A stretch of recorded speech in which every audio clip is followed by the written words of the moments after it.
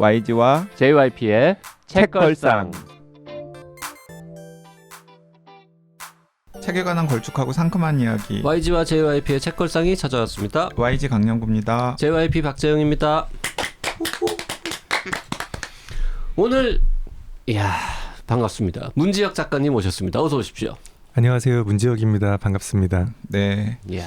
이 귀한 분 우리가 너무 너무 쉽게 오라 그러는 게 아닌가 싶어서 미안합니다. 너무 죄송한데요. 네. 아닙니다. 불러주셔서 기쁜 마음으로 왔습니다. 우리 문 작가님 책도 아닌데 오늘은. 네. 그리고 근데 오늘 또 혼비님이 그 공공연하게 자기가 문지혁 작가님 팬이다 이렇게 밝혔잖아요. 그랬어요? 네. 아니, 방송에서 밝혔나요? 방송에서도 밝혔고 북 콘서트 때도 밝혔고 북 콘서트가 아니죠. 토크 콘서트 때도. 그런데 따로 요청을 하셨어요. 그 바움 오늘 책 바움 같은 왜 네. 말을 못해? 오늘 책 방송을 혹시 하게 되면 게스트로 꼭 문지혁 작가님을 모시고 방송을 했으면 좋겠다. 네, 그러셨군요. 너무 듣고 싶다. 네. 네. 감사한 일이네요. 그래서 오늘 방송 지분의 한 5% 정도는 혼비님. 아니 그분이 그 얘기 안 했어도 사실 JYP의 최애 작가 아닙니까? 게다가 마지막 작품인데 당연히 방송을 했을 거고 누구랑 같이 할까 떠올려 보면 문지혁 작가님이 무조건 영순위 아닙니까? 그러니까 문지혁 작가님도 뭐 사석에서 최애의 작가가 폴 오스터라는 말씀을 하신 적이 있고, 그리고 또 이 바움 같은 어 마지막 작품이 나왔을 때 문지혁 작가님께서 또 유튜브에서 다루셨잖아요. 네. 네.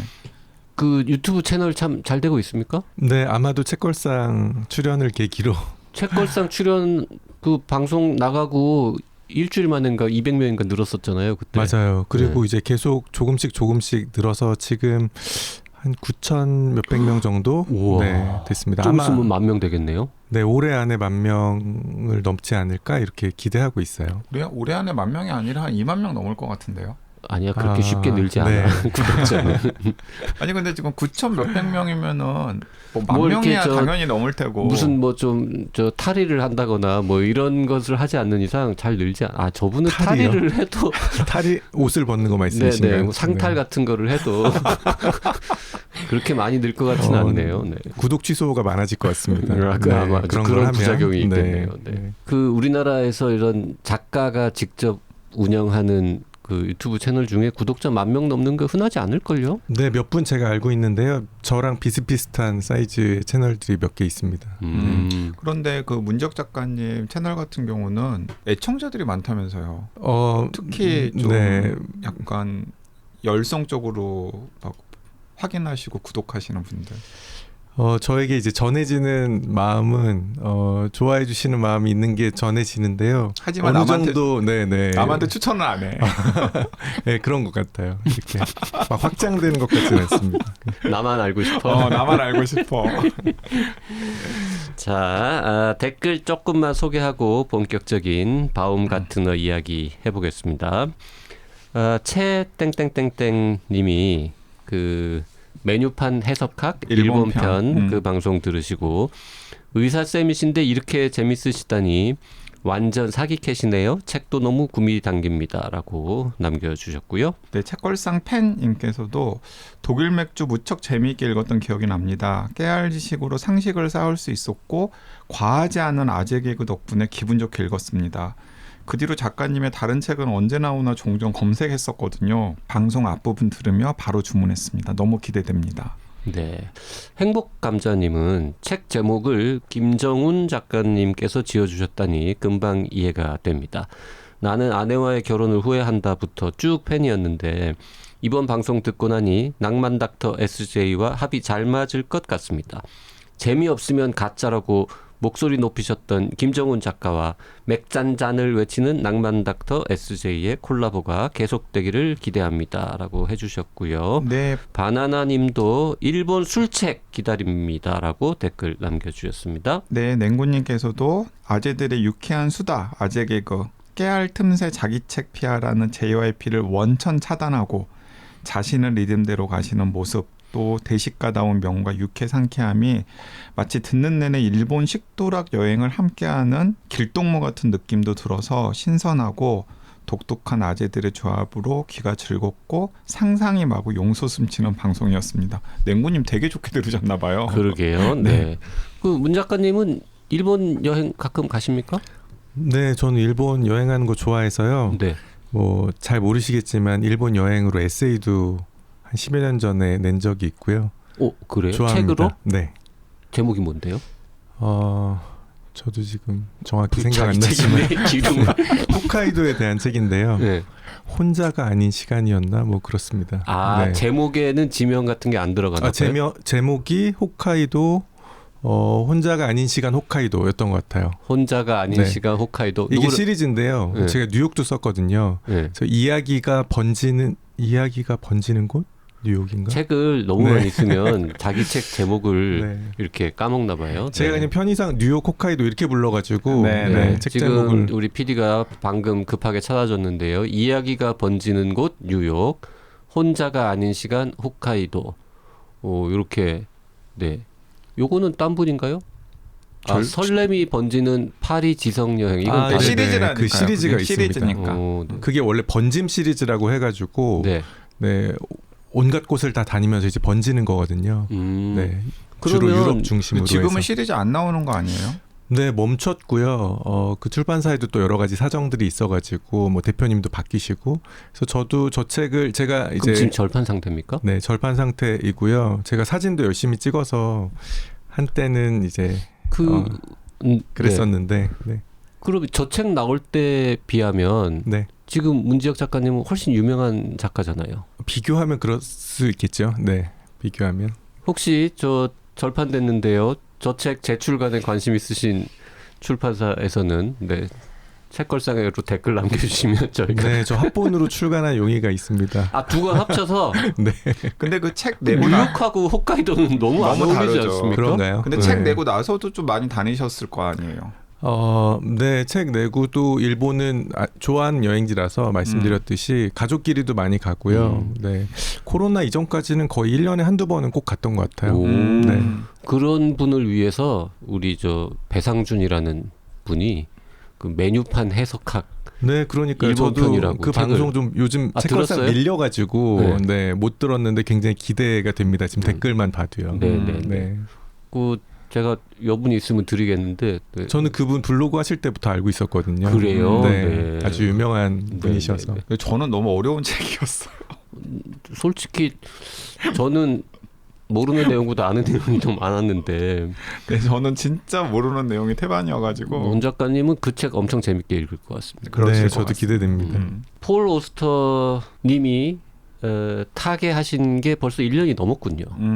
네. 작년 5월 말인가? 그 아니요, 무렵에 4월에 4월 말인가요? 돌아가셨고 네. 이 책이 일주기를 기념해서 나왔기 때문에 그렇군요. 네, 시기를 네. 맞췄다고 저는 알고 있어요. 이 책은 바움가트너, 그러니까 폴 오스터가 2023년에 마무리를 한 책이죠. 22년 아니든가요? 원서는? 2023년에 원서가 3년이에요? 나온 걸로 네네. 되어 있는데 2023년이네요. 네. 그러면은 탈고를 2022년에 하고 23년에 책이 나오고 2024년에 4년에 돌아가시고 네. 네. 그리고 한글판은 25년에 나오고 음. 저는 그 계절을 그렇게 4월 말 5월 초 요때로 기억하는 게 그 무렵에 날씨가 어땠는지도 사실 생각이 납니다. 폴 오스터의 부고 기사가 딱 뜬 날 네. 드디어 아프신 건 알고 있었는데 드디어 가셨구나. 이제 못 보는 거야? 근데 너무 좀 일찍 돌아가신 것 같아요. 그러게. 네, 요즘은 평균에 70대 주어 후반 네. 후반도 아니에요. 40년대 후반생이잖아요. 47년생. 네. 70대 중반. 중반. 한 10년만 더 생존하셨으면 네. 코넥 메카시 같은 작가가 90세까지 작품을 출간하고 그 해에 돌아가셨잖아요. 재작년인가. 그런데 그런 분들 생각하면 앞으로 10년 이상 더 쓸 수도 있었는데 라는 생각이 들기도 하죠. 노벨상 타셔야 되는 분인데. 이제 막판에 그 암으로 투병 네, 그랬던 걸로 생활을 하셨잖아요. 그래서 이 바움가트너를 소개하는 글들을 보니까 그 투병 생활 중에 마무리를 한 책이라서 본인은 어느 정도 네. 좀 삶이 마무리될 것을 예고하고 쓴 마지막 책. 마지막 책인 거를 알고 쓴 것 같은 느낌이 네. 들죠. 그리고 아마 많은 분들도 아시겠지만 그 비극적인 개인사가 또 네. 말년에 있었잖아요. 그렇죠. 21년, 22년에 걸쳐서 손녀를 먼저 잃고 또 아들도 잃고 이런 일련의 사건들이 전 이 책을 그래서 좀 다른 마음으로 읽게 됐던 것 같아요. 그 폴 오스터는 사실 4321 말고는 책걸상에서 다룬 적이 없어요. 아니요, JYP가 혼자 지가 혼자 좋아한다고 작가라고. 말만 했지 신간이 사실 안 나와가지고. 그리고 사실 또 제 또 그 책임이기도 한데 제가 폴 오스터 책을 4321을 처음 읽었어요. 아 그러셨군요. 네, 네. 그 네. 이상하게 뉴욕 3부작 같은 것도 혹시 하나도 안 봤대요. 그러니까 네. 너무 좀 생각해 보면은 그랬던 게 제가 대학에 딱 들어왔을 때가 90년대 중반이었는데 그때 폴 오스터 소설들이 막 맞아요. 번역이 네. 되어가지고 약간 어떤 젊음의 상징처럼 열린 책들 네. 출판사에서 막 나오고 있었단 말이에요. 네. 근데 그때 저는 뭐 약간 사회학 서적 읽고 이럴 때라서 그 폴 오스터 책을 읽는 게 되게 팬시한 네. 느낌이 들었고 네. 나는 저런 팬시한 대열에 끼고 싶지 않아.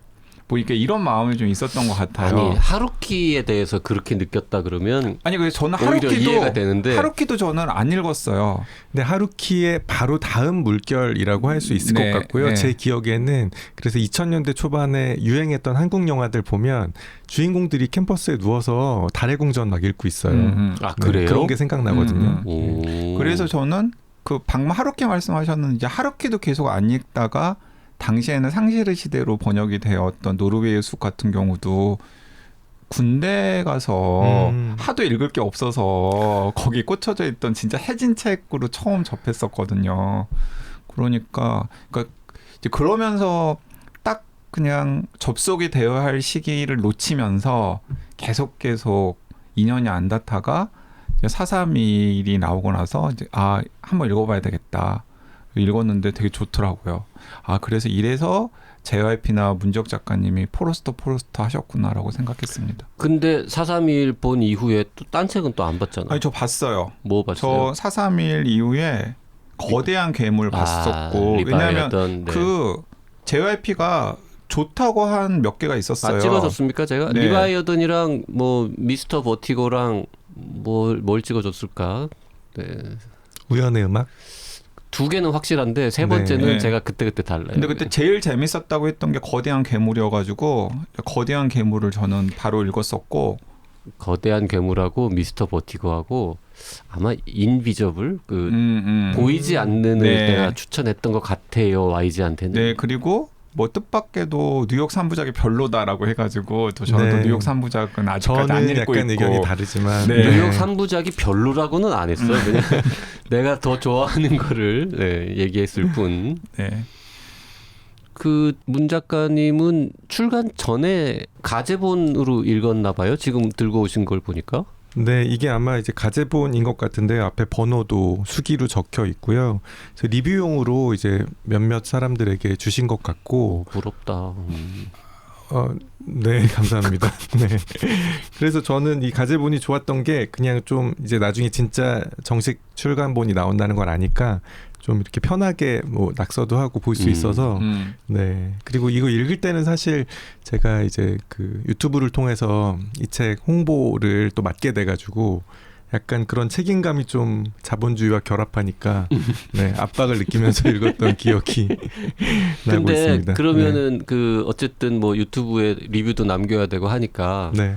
그냥 뭐 미루거나 할 거 없이 그 가제본이 입수되자마자 바로 읽으셨겠네요. 네, 그 스케줄이 일단 뭐 미리 네. 나왔기 때문에 거기 맞춰서 이제 언제까지 읽고 뭐 기획하고 찍고 이렇게 진행을 했어요. 근데 실제로 그 가제본 이야기를 하니까 제가 생각나는 에피소드가 있어서 그러는데 아마 에투드인 것 같아요.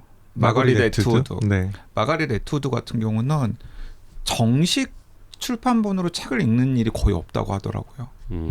다 미리 보내줘서 통상적으로 6개월에서 3개월쯤 전에 네. 출판사에서 네. 가제본을 맞습니다. 되게 보내주고 읽을 만한 책들의 경우에는 그러면은 가제본으로 책을 읽는 경우가 거의 많다고 하더라고요. 그런 식으로 우리나라는 가제본 문화가 상대적으로 좀 적은 편인데 그렇죠. 외국은 네. 거의 한 1년에서 뭐 6개월, 3개월 정도 전에 가제부를 되게 많이 만들어 놓은 다음에 뭐 영향력 있는 작가들이라던가 뭐 서평가들이라던가 기자들한테 다 미리 이제 뿌리는 거죠. 맞아요. 그래서 그 의견과 피드백이 되게 중요하고 제가 기억하는 제일 유명한 가제본은 해밍웨이의 노인과 바다.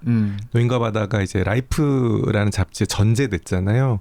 근데 그 전에 우리 그런 거 잘 몰라요. 아, 네. 네네. 라이프의 라이프의 연재가 아니라 전제가 됐습니다. 연재가 아니라 네. 근데 그때 해밍웨이가 굉장히 오랫동안 말하자면 좀 슬럼프에 빠져 있는 작가였기 때문에 라이프가 이거를 실기로 하고 약간 걱정이 된 거예요. 그래서 가제본을 리뷰용 가제본을 많이 만들어 가지고 이제 많은 작가들에게 줬는데 그 중에 이제 제임스 미치너라고 소설이라는 소설을 쓴 작가 있잖아요.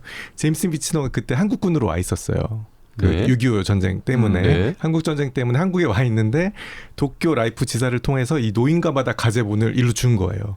그래서 미치너가 한국에서 아마 동부전선 어딘가에서 이걸 읽고 너무 그날 벅차가지고 그날 저녁에 산책을 그러니까 한국을 산책한 거죠. 네. 한국 강원도 시골에 어디를 산책하면서 전선을 산책하면서 네. 그 기록을 썼던 게 있는데 그래서 제가 아는 저에게 가장 기억에 남는 가제본은 그 노인과 바다 가제본이고 그래서 미치노 이거는 너무 엄청난 소설이고 이건 많이 찍어도 된다라고 해서 라이프가 200만 분가를 팔았던 그런 기록이 있습니다. 아니 근데 그 라이프라는 잡지에 그 책 소설이 다 들어간다고요? 네네. 그 얼마 길지 않거든요. 노인과 바다가. 그래도 잡지에 들어갈 만큼의 분량은 아닌 것 같기도 아마 한데. 특별호 이런 거였겠죠. 네. 그러면은 잡지는 잡지대로 팔고 그렇죠. 노인과 바다는 그렇죠. 또 별도로 출간하고 네. 그리고 그 다음에 노벨문학상도 받고. 그 라이프 잡지 갖고 있으면 약간 비싸겠다 지금. 그러니까요. 그거 엄청난 가치일 것 같습니다. 저는 이 왜 바로 읽었냐고 여쭤봤냐면 나오자마자 당연히 샀을 거 아닙니까? 한 달 동안 못 읽었어요. 아꼈어요. 아꼈다기보다 그냥 이거 읽으면 이제 더 볼 게 없다는 마음에 맞아요. 좀 미루고 싶어가지고 미루다가 저도 그 마음을 너무 공감이 되는 게 저도 고백하면 432를 끝까지 안 읽었거든요. 지금? 네. 아 지금이요? 네. 어디까지 읽었어요? 그러니까 사실은 432를 전 얼개도 알고 줄거리도 알지만 거의 안 읽었어요. 아 거의 시작도 안 했어요? 거의 안 읽었는데 그 마음이 같은 마음인 것 같아요. 네. 이거를 다 읽어버리면 이 사람이랑 영원히 이별해야 될 것 같은 그런 마음. 그나마 이제 다행스러운 게 저한테는 저는 안 읽은 게 약간 있어요. 에세이 같은 게. 아, 네. 그래서 정 아쉬우면 이제 그거라도 꺼내보면 되고요. 네, 청취자 여러분 이번 주 방송은 오로지 YG에게 신뢰를 해주시기 바랍니다. 아 이런 분들이랑 방송 마치 못하겠네. 저희 너무 편향되어 있네요. 네. 그리고 지금 제가 저 직전에 인스타 올리려고 사진 찍을 때도 들고 찍었는데요. 저는 그 영문판 미국에서 나온 원서를 갖고 있습니다. 이거는 이제 책이 나왔을 때 이미 그때 이제 분위기가 이분 아프시고 이게 마지막 작품일 것 같다 뭐 이런 얘기 나왔잖아요. 그래서 그냥 왠지 내가 이걸 사가지고 원서로 남들보다 먼저 읽겠다는 마음은 아닌데 그냥 갖고 싶은 거야. 그런데 되게 신기하네요. 보통 원서보다 한국어판이 좀 더 볼륨이 더 있게 되는 게 맞는데 이건 거의 원서 볼륨이랑 한국어판 볼륨이 거의 비슷하네요. 그러게요. 심지어 판형도 적은데. 네. 그래서 원서를 사가지고 원서도 지금 갖고 있습니다. 저는 폴 오스터의 작품 원서로 이제 3권째 갖고 있는데 앞에 2개는 이제 영어로 읽었는데 요거는 안 읽고 계속 남겨놨다가 언젠가 폴 오스터를 더 이상 읽을 게 없어가지고 아쉬울 때 바움가트너를 영어로 읽어볼까 뭐 이런 목적으로 남겨놨습니다. 저 같은 경우는 432를 읽고서 바움가트너를 읽었잖아요. 그래서 훨씬 좋았어요. 훨씬 좋았던 게 뭐냐면은 바움가트너가 431의 속편을 같은 느낌이 들어서 그러니까 이게 그 제가 바움가트너를 그 다 읽었을 때 드는 첫 일감이었어요. 이건 431의 속편인데 어떤 면에서 그 네 가지 중에서 한 사람이 끝까지 살아남았을 때 또 다른 평행우주 같은 느낌이셨어요? 431의 이제 마지막이 1970년대 초에 끝나잖아요. 1970년대 초에 끝나고 그다음에 그래서 그 431 중에서 방금 말씀하신 대로 한 사람이 2020년 정도까지 만약에 생존해 있다 그러면은 바움가트너와 비슷한 삶을 살았을 것 같고, 그래서 그 바움가트너가 이 책에서 계속 현실의 이야기를 하고 또 자신의 과거의 삶을 막 회고를 하잖아요. 이제 그게 이제 겹쳐서 뭐 431의 한 주인공일 수도 있겠고, 여기 바움가트너도 1947년생 그렇죠. 네. 나오거든요. 그리고 네. 431의 주인공들도 다 1947년에 태어난 것으로 되기 때문에, 그래서 저는 그 431의 어떤 한 사람이 1970년대 초반 이후부터 한 2020년까지 삶을 계속해서 살아왔다면 아마 바움가트너 같은 노년이 되어가지고 회고를 하지 않았을까 이런 생각이 들기도 하고, 아예 그냥 그 431의 한 또 다른 네. 뭐 다섯 번째 5431 네. 일이 되어서 그 다섯 번째 이 주인공의 삶을 좀 심플하게 보여주는 것이라는 생각도 들어서 이거 약간 속편이라는 생각이 들고, 저는 폴 오스터가 약간 의도한 것일 수도 있겠다라는 생각까지도 저는 조금 들더라고요. 네. 뭐 그렇게까지 아니 근데 약간 겹치는 게 되게 많아요. 왜냐하면 431의 주인공들의 평생의 연인이 에이미잖아요. 에이미인데 여기 주인공 이름을 다 이름이 까먹었어. 주인공 이름이 애나고 그리고 네. 그 에이미의 캐릭터와 애나의 캐릭터가 굉장히 겹쳐요. 굉장히 겹치고, 그 다음에 그 시에 대한 집착 이런 것들도 그 431에 나오는 그것과 네. 그 겹치는 부분들이 많고, 그래서 저는 그 JYP보다 좀 기억력이 좋은 독자들이 431을 읽어서 이 바움가트너를 봤다 그러면은 저 같은 느낌을 좀 많이 받지 않았을까 네. 이런 생각을 네. 저는 했습니다. 저는 유튜브에서도 얘기했지만 제일 많이 떠올랐던 작품은 필립 로스의 에브리맨이었고요. 그러니까 노년에 이르른 어떤 남자가 자신의 삶을 반추하면서 자신의 삶에 일어났던 어떤 여러 가지 상실이나 고통이나 역경이나 후회, 회한 같은 것들을 하나씩 꺼내놓는 이런 방식이 굉장히 비슷하다고 느꼈고, 하지만 역시 이제 다른 작가고 각자의 스타일이 있다 보니까 필립 로스는 정말 필립 로스처럼 오스터는 오스터처럼 이야기하는 것이 흥미롭기도 했습니다. 그 비교 대조를 해보시면 독자분들도 아마 그런 재미를 느끼실 수 있을 것 같아요. 이게 이제 뭐 우리가 아무 설정도 얘기를 안 했는데 아주 기본적인 지금 소개를 좀 YG가 먼저 좀 잠깐 해주실까요? 제일 정리 잘하는 분이. 네, 뭐 방금 말씀 바움가트너가 사람 이름이다부터 시작해서 방금 말씀드렸듯이 바움가트너는 동부에 있는 유명한 대학이죠. 프린스턴 대학교. 여기 이제 실명이 그냥 나오는데, 프린스턴 대학교의 프랑스 철학 교수로 일을 하다가 10년 전에, 그러니까 2008년에 바다에서 애나라고 이름이 애나인 그 와이프와 휴가를 즐기다가 그 와이프가 파도에 휩쓸려가지고 척추가 부러지는 사고로 사망을 해요. 그래서 이제 그 10년 동안 이른바 그 60대와 70대 초반까지를 그냥 혼자서 보내는 거죠. 그리고 뭐 대학도 은퇴를 하고, 정확하게 말하면은 은퇴를 하지 않고 이제 교수직을 유지를 하면서 막 강의를 하는데, 이 이제 소설의 초반에 이제 은퇴를 이제 결심을 하고, 나는 책을 쓰고 그 애나가 출판하지 않고 남긴 시들을 편집해 가지고 펴내는 걸 이제 나의 남은 삶의 목표로 삼겠다라고 하면서 이제 그 노년을 보내는 이야기가 이 책의 이제 가장 중요한 이제 골격이고요. 이제 그 사이사이에 노년의 이벤트와 그리고 이제 본인의 회고 혹은 본인이 애나의 짐을 정리하면서 발견한 애나가 젊었을 때 쓴 글들 같은 것들이 발췌가 되는 식으로 구성이 된 소설입니다. 그리고 이제 중간에 뭐 약간 좀 뭐 유쾌한 에피소드라 그러면은 애나랑 자기랑 같이 교류를 했던 자기보다 한 20살 정도 어린 50대인 굉장히 매력적인 여자 교수가 있는데 그 여자 교수가 마침 이혼을 한단 말이에요. 그래서 약간 추근대고 약간의 로맨스가 등장하죠. 약간의 로맨스 네. 같은 것도 있고 그리고 본인은 이제 결혼을 결심을 하고 용기를 내서 청혼까지 해보지만은 그렇게 다 얘기하는 거야? 청혼까지 해보지만 해보지만이라고 얘기하면 이미 청혼까지 스포일러 아닙니까? 해보지만 청혼까지 해보지만 네. 뭐 이제 그런 에피소드 같은 것도 아니, 사실 이 소설의 내용은 다 그럼요. 얘기해도 돼. 이건 뭐 스포일러 서사 구조가 중요한 네. 이야기라기보다는 네, 표현 방식이 중요한 이야기라서요. 뭐 그런 이제 에피소드도 있고요. 그리고 뭐 혼자서 이거는 이제 거의 첫 장면에 나오는데 그 혼자 사는 호라비가 뭔가 멋있어 보일 리는 없잖아요. 네. 그래서 막 일어나가지고 너무 배가 고프니까 뭔가를 해야 되겠다라고 생각하는데 막 타는 냄새가 나는 거예요. 근데 이제 알고 봤더니 자기가 이제 아침으로 먹으려고 달걀을 삶고 있었는데 깜빡하고 그 불을 켜둔 채 그냥 깜빡도 잠이 들었던 거죠.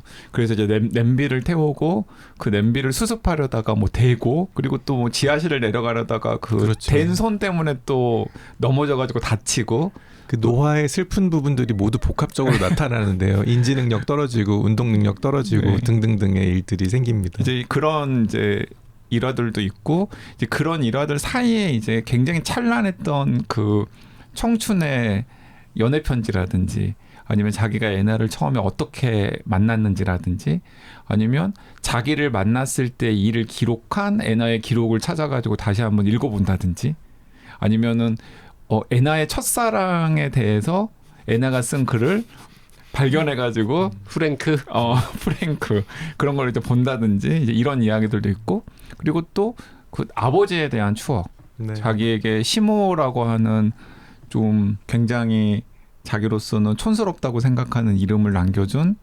아버지와의 일화라든지 아니면 어머니와의 일화라든지 이런 것들이 이제 중간에 이제 들어있는 식으로 구성이 되어 있습니다. 그래서 사실 강한 서사를 원하시는 분들이라면은 조금 심심할 수도 있겠다. 네, 그러니까 이건 보통 스토리텔링에서 얘기하는 꽉 짜여진 선형적인 서사가 아니라 제목 그대로 나무 가지처럼 계속해서 이렇게 뻗어나가는 방사형으로 뻗어나가는 그런 이야기이기 때문에 아내의 기억에서 시작해서 결국에는 자기 부모님 혹은 조부모님까지 올라가서 전 어떤 면에서는 이게 19세기에서 21세기까지의 유럽과 미국 그리고 이민사를 다 포괄한다는 생각이 들거든요. 그래서 거기까지 가면은 두 가지 생각이 동시에 들었는데 하나는 진짜 대단하다. 라는 생각과 또 하나는 약간 피곤하다라는 생각이 동시에 들 수 있는데 그래서 그런 이야기의 매력을 그게 또 폴 오스터니까 너무나 잘 보여주는 것 같아요. 네, 지루하지 않은 방식으로. 근데 문 작가님 이야기 받아가지고 제가 좀 말을 덧붙여 보면 그래서 좀 아쉽기도 했어요. 저는 왜 아쉬웠냐면은 이분이 훨씬 더 정력이 넘치는 상황이었으면 아마 4321 정도의 네. 또 다른 대작이 나왔을 수도 있겠다. 네. 거기서 힘을 다 쓴 것이 아닐까요? 그러니까 방금도 뭐 말씀하셨지만은 그런 스토리들을 사실 늘리려고 하면은 되게 늘릴 수 있잖아요. 그렇죠. 대화 소설이 될 수도 있죠. 아버지 이야기, 네. 어머니 이야기, 그리고 우크라이나에서 건너온 그 외조부모 이야기, 네, 네. 그리고 또 친조부모의 이야기.